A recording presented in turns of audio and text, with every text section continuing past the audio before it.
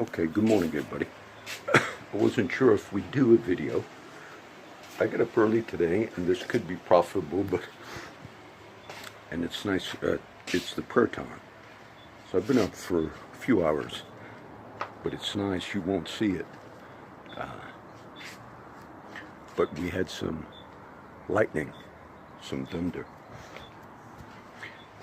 and this is right at the end of a few hours of prayer.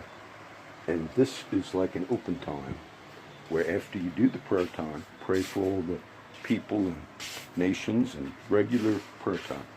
Then it's kind of an open time right before you end at the end with the Lord's Prayer. But I think it could be a teaching, it could be a discussion of issues.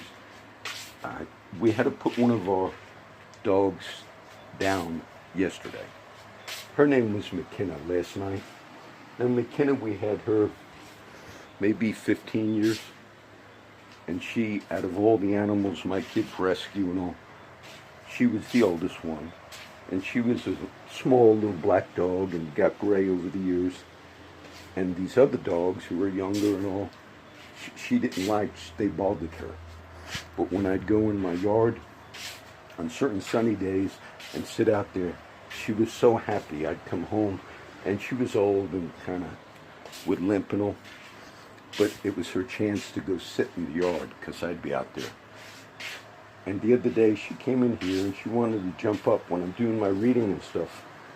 And I would tell Kenna, and not like the other dogs, she'd look at me real sad, like, can I jump up next to you, Dad?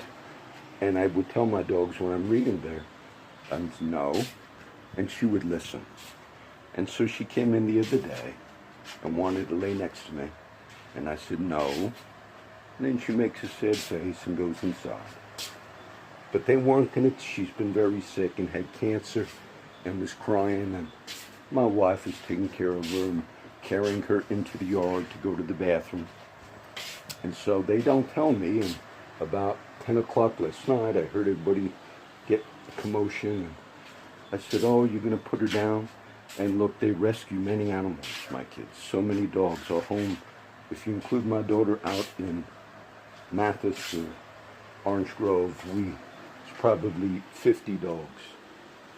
The ones she rescued, she started, taking care of them. We have 5 here or so now. And so they weren't going to tell me, and I said, oh, and I just pet my little dog, and said, bye, Kenna. And my friend, one of my homeless friends, I used to hang out a lot at one of the water spots in Flower Bluff, the turnaround. And I'd sit there with my friend who died, Rick. But so I kind of avoided it for a few weeks. But I still have friends that go there. So I went and sat there with some other friend.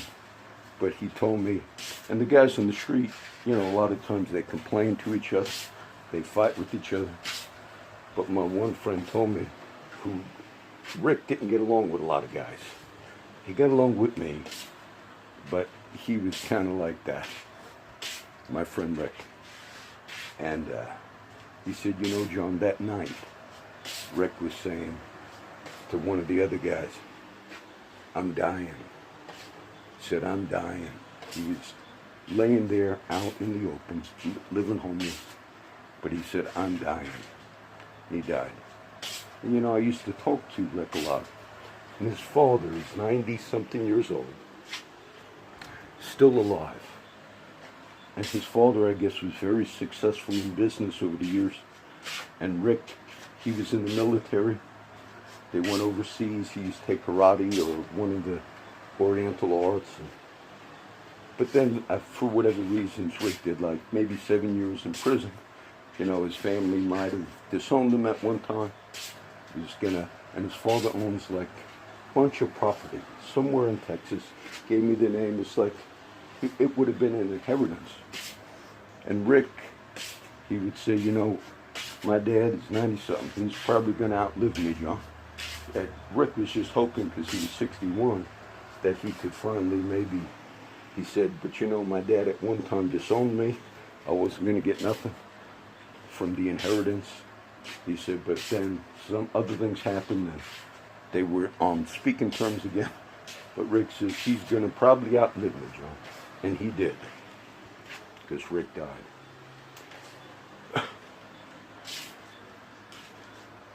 You know what's interesting? I had somewhat, sometimes you don't feel good physically. And I do self-treatments for various things. And I thought I was healed of certain things. And then I realized, oh, I better I buy like all types of minerals or the treatments that work, but they're natural treatments. And then I just thought, I said, oh, and I thought it's interesting. The spirit of a man will sustain his infirmity. Some people, even when they're physically sick, my friend Rick knew he was going to die, and yet they go from day to day. From day to day. The scriptures we spoke about yesterday talked about the warning of that. The Sunday sermon, Mass, if you will, what I taught from those verses. Go to now, you rich men, weep and howl for your miseries that will come upon you. All those things are going to fall apart. And then in James' theme, it's, and you have abused the poor and the downtrodden. And their cries have entered into the ears of the Lord of the Sabbath. You know, the historic rise of, I was in the union, Firefighters Union, International Association of Firefighters, for a long time. 25 years, maybe a year or two, you know, you get arguments with the political arguments, goes on with the unions. So, yeah, I quit the union for 2 years. I met at this one of the president. The rise of unions in Europe. And Marx, we talked about Marx and all, but it was really associated, aligned a lot with communism, because that was part of the connection. But the rise of union and labor workers and all in our country was really not associated as much with that. It was just the rights of the worker, the rights of the against the power classes. And there are many Christians, many conservatives, and I'm not one, a conservative that is, who kind of didn't like that role, that movement. Like, you should be happy. But yet there is an element of that in Scripture. There are many liberals in these last, 10, 15 years, and I'm liberal in many ways. But then they began being attracted to the Gospels and to Jesus, not from the conservative angle, but looking at the moral principles that Jesus taught, the great Sermon on the Mount. And then they claim him as, which is okay, because what they're doing is they're being drawn to the gospel, which breaks every one of those types of barriers. We live in a society today, where people, regardless of what side of the aisle they are on, they will grasp hold of things that they feel are truly advocating for rights of people. And I do know a lot of them are not sincere in the political realm, because you can hear them 10 years ago advocating strongly for the opposite of what they advocate for now. See, Martin Luther King Jr., as a Christian man and as a voice for the rights of minorities and for the oppressed, but yet he did not, he was, by the way, you hear him talk about liberal theology and all, but he studied somewhat in his theological studies, was familiar with some of the more liberal views, but yet he was a good Christian man, though we had faults. And I had a lot of Christian friends, like in the Baptist churches early on. They kind of, Martin Luther King Jr. was communist. But he held strong to his beliefs.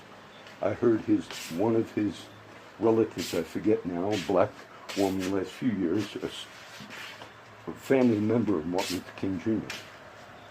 And she also, in all of her advocacy for the rights of people, she also came out strongly against abortion. And she's black, she's liberal, Democratic, I'm sure, and simply said, "Oh, well, that doesn't fit politically, dear." She said, "No, she said, we advocate for the oppressed." And I just pray for the kids in the prayer time, for sweet little Catherine, the black girl that I send her that $30 a month or whatever in Africa, and then all the oppressed of the earth. So if people, see, you could be on a mission, and you could feel like that mission is a just mission. That mission is one where you're advocating for the oppressed.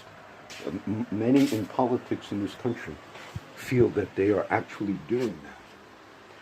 And in some cases they are, but in others they're the exact opposite. The things they advocate for are actually for the oppression of unborn children. The one video that did not upload, I talked about manipulation in social media. The one that did not upload was Planned Parenthood videos were not faked. That was one I made 2 years ago or something. And as I re-upload videos, I just try to remember somewhat of the title. And I thought, and I knew that title, and I was going to upload that. So it went to Google Drive, 20 minutes. Oops, it picks up the title, 2 hours and 50 minutes. This wouldn't upload it. And of course, they know ways of, they don't look at every video and decide who they're going to be prejudiced against. But a title like that, well, the algorithm showed we don't want that. That's why I think a lot of what you're seeing, the amount of time and money and effort wasted right now to energies in this country that seem to be, we are exposing corruption on whatever side of the aisle it is. And if you spent one day with those efforts and got out of your suits and went to your city, New York, I've met homeless guys walking through New York, black guys. I see two of them right here. Lonnie, just walking, met him that day, I remember his name, and I had another one. You know, in New York City, Port Authority, you could go, you politicians that are waking up today, you think you're driven by a righteous cause. You're not. You're driven by a false self-righteousness that says you deem your side so worthy. You deem it so worthy. And you are blind. If in 5 years from now, the people, the generation that's rising up, if they began to see some of the atrocities, this present thing going on in our country with the Supreme Court justice is primarily based on, we don't want another conservative on the court, because the whole thing, majority of it is based on, you might make it wrong or illegal to dismember a baby at the 9th month of pregnancy, which of course that should be wrong. Of course, a fully formed child should never be dismembered. Never. You say, but we must deal with, and see, it's couched in the rights of a woman, or the rights, but what about the right of that young black, white, Hispanic baby, female, beautiful, wonderful child, ready to come into life, ready to be born, and yet you advocate for the death of that child. And if in 5 years from now, both sides woke up, the liberal side, conservative, if 5 years from now, if 90% of the populace said, oh my, look what we have allowed, you would have every one of the political hypocrites advocating strongly to make that illegal. And then saying, Of course it's wrong. Every one of the Democrats that are now voicing that they must keep that legal at all costs would be then saying publicly, oh, anybody could see it's an atrocity. No, you should be able to see it now. But you'll give an account someday. You will give an account someday. So, people die. Life goes on. People, when you die, there'll be, maybe one day the people, so-and-so that, and that's it. So make sure, because that's going to happen to every one of us. So you make sure that you are grounded in something beyond being driven by what's popular. I quoted that verse to a friend the other day.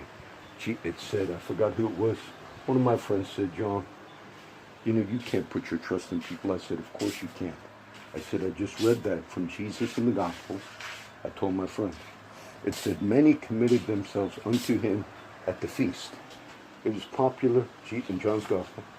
It said, but Jesus would not commit himself to anything because he knew what was in man. And what is in man is someone who can say, we are strongly for something. We are strongly against something. And then just to get elected, that same passion a year later is we are strongly against the thing we are strongly for. And you tell me that you are some type of righteous voices of justice. You're like Jesus who said, this generation is like children in the marketplace. Sing, play an instrument, pipe to us, mourn to us. This generation is driven by what the popular voice of the people is at the moment. And you say, well, we are representatives of the people, John. You represent the people, but you also should be responsible in the things that you advocate for. You should show some responsibility. You represent that generation that's being aborted right before they're born. You represent them. They were conceived at this time, in this generation, the last 25 years, and we permitted them to be killed a second before they're born. And you advocate strongly for that. And you rejoice in that. And you will give an account. The blood of those kids really is on your hands.